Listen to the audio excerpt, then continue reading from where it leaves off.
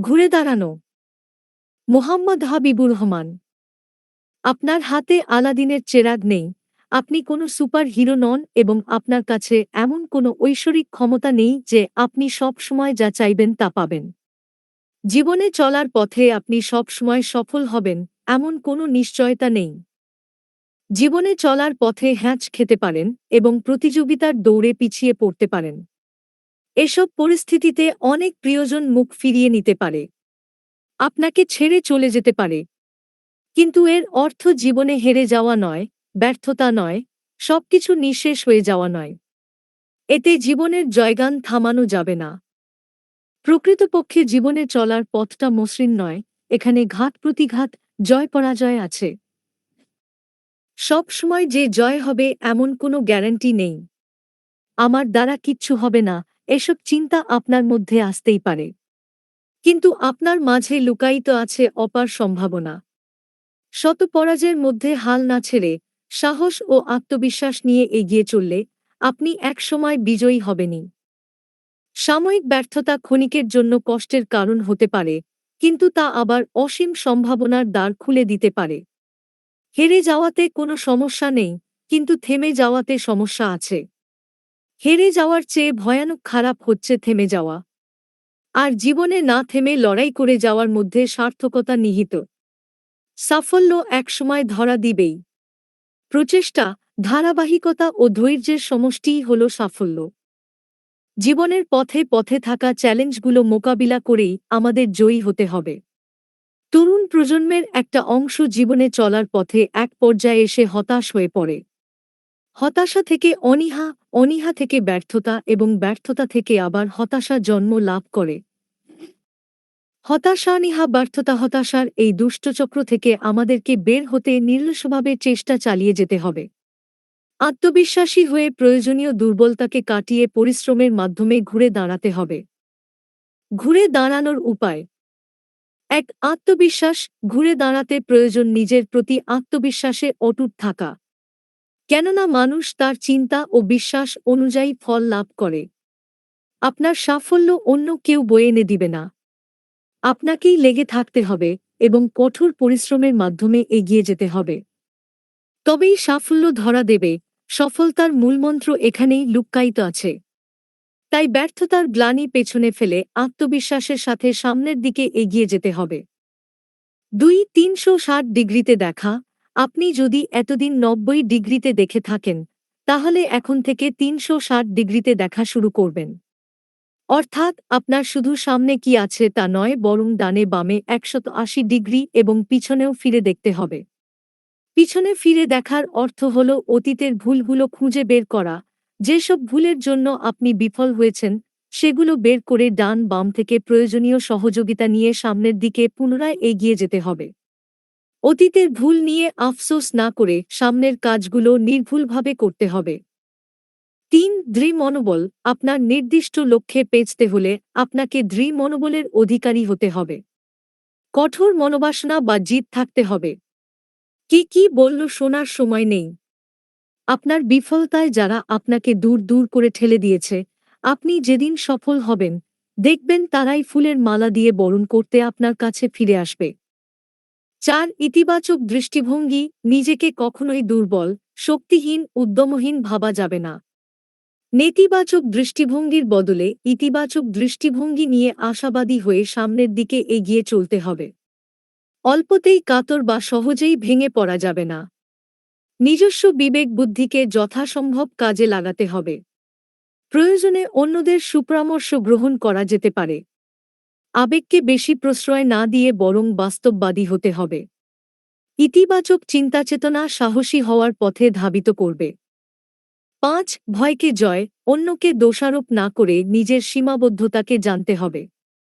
মনে করেন আপনি কোনো পাবলিক পরীক্ষায় ফেল করেছেন বা কোনো প্রতিযোগিতামূলক চাকরির পরীক্ষায় গণিতে বা ইংরেজিতে দুর্বলতার জন্য লিখিত পরীক্ষায় উত্তীর্ণ হতে পারছেন না। যে সকল বিষয় বা অধ্যায়ে আপনার দুর্বলতা বা ভয় আছে, যেসব বিষয়ে অধিক মনোযোগ দিন। ফেল করা বিষয়ে ভালো শিক্ষকের পরামর্শ নিন। সব অধ্যায় বুঝে পড়া সম্ভব না হলে যে কটি অধ্যায় ভালো বোঝেন তা সযত্নে পড়ুন। যাতে পরীক্ষায় এসব অধ্যায় থেকে যে প্রশ্নই আসুক না কেন আপনি উত্তর দিতে পারেন। চাকরির প্রতিযোগিতামূলক পরীক্ষায় ইংরেজি বা গণিতের দুর্বলতা কাটাতে ষষ্ঠ থেকে দশম শ্রেণীর বইগুলো মনোযোগ সহকারে পড়ে আপনার ভিত মজবুত করুন। প্রয়োজনে ইংরেজি ও গণিতের শিক্ষক বা এ বিষয়ে যারা ভালো বুঝেন তাদের পরামর্শ নিন। চাকরি পেতে বিপুল অঙ্কের টাকা নিয়ে অন্যের পিছনে না ঘুরে নিজেকে তৈরির জন্য কিছু টাকা বিনিয়োগ করুন। আর লিখিত পরীক্ষায় টিকলে পরবর্তী ধাপে আপনার আত্মবিশ্বাস এমনিতেই থাকবে। তাই প্রতিযোগিতায় টিকতে পরীক্ষাভীতিকে জয় করুন। ৬. পাঠাভ্যাস তৈরি, পড়ার অভ্যাস তৈরি করতে হবে। এজন্য প্রয়োজনীয় ও পছন্দের বইগুলো সংগ্রহ করে পারিবারিক লাইব্রেরি গড়ে তুলতে হবে। যেসব বিষয়ে ফেল করেছেন বা কাঙ্ক্ষিত নম্বর অর্জন করতে পারছেন না, সেসব বিষয়ে বারবার পড়তে হবে। পাবলিক লাইব্রেরিতে গিয়েও পড়া যায়। জ্ঞানার্জন করতে হলে পড়ার কোনো বিকল্প নেই। তাই বেশি বেশি বই পড়তে হবে। পাঠাভ্যাসের পাশাপাশি নিজস্ব সংস্কৃতির চর্চা, সঙ্গীত, ছবি আঁকা, নাচ করা, বিভিন্ন বিষয়ে প্রশিক্ষণ গ্রহণ করতে হবে যা আত্মবিশ্বাস বাড়াতে সাহায্য করবে।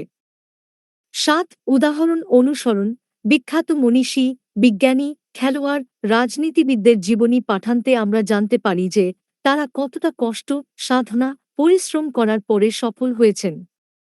একসময় হয়তো তাদেরকে অপদার্থ, পাগল বলে আখ্যায়িত করা হয়েছে, কিন্তু তাতে কি তারা দমে যাননি?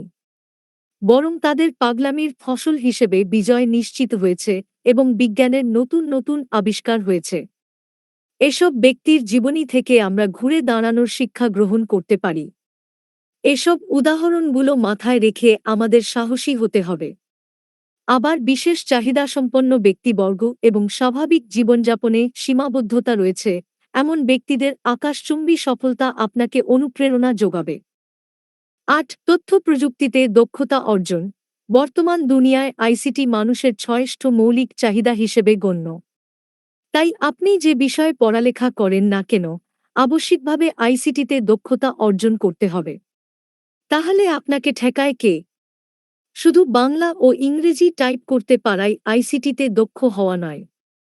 কম্পিউটার বেসিক অ্যাপ্লিকেশন এর সাথে স্প্রেডশিট, গ্রাফিক্স, ভিডিও এডিটিং সহ অন্যান্য বিষয়েও দক্ষতা অর্জন করতে হবে। প্রযুক্তিতে আসক্ত না হয়ে যৌক্তিকভাবে প্রযুক্তির ব্যবহার করতে হবে। কেননা সামনে এগিয়ে যেতে হলে প্রযুক্তির বিকল্প নেই। শুধু পাঠ্যনির্ভর সার্টিফিকেট অর্জন করলে কর্মসংস্থানের পথ তৈরি নাও হতে পারে, কিন্তু আইসিটিতে দক্ষতা আপনাকে কর্মসংস্থানের নিশ্চয়তা দিবে। ৯. অজুহাত পরিহার, ব্যর্থতার জন্য ভাগ্যের দোহাই দেওয়া অজুহাতের নামান্তর। তাই ভাগ্যের দোষ না দিয়ে ব্যর্থতার কারণ অনুসন্ধান করতে হবে এবং সতর্ক হয়ে পরিকল্পনামাফিক অগ্রসর হতে হবে। ব্যর্থতার মধ্যেই সফলতার চাবিকাঠি রয়েছে, শুধু আমাদেরকে খুঁজে বের করতে হবে। আবার নিজের ব্যর্থতার জন্য কারো প্রতি অভিযোগ করা ও অন্যকে দোষারোপ না করাই উত্তম। ১০. বিকল্প অপশন, একজন ব্যক্তি সকল কাজে সফল হবেন তার কোনো নিশ্চয়তা নেই। এজন্য নিজের সীমাবদ্ধতা সম্পর্কে পূর্ণাঙ্গ ধারণা নিতে হবে এবং বিকল্প অপশন নিয়ে চিন্তাভাবনা করতে হবে। যেমন কোনো ব্যক্তি চাকরির ক্ষেত্রে সফল না হলে স্বকর্মসংস্থানে নিয়োজিত উদ্যোক্তা বা সফল ব্যবসায়ী হতে পারেন। কেউ লেখাপড়ায় ভালো রেজাল্ট করতে না পারলে জীবন দক্ষতামূলক নানাবিধ প্রশিক্ষণ গ্রহণের মাধ্যমে দক্ষ মানব শক্তিতে পরিণত হতে পারেন। কথায় আছে, পড়ে গিয়েছ, উঠে দাঁড়াও। তোমার পড়ে যাওয়াটা হয়তো কয়েকজন দেখেছে, কিন্তু উঠে দাঁড়ালে পুরো বিশ্ব দেখবে।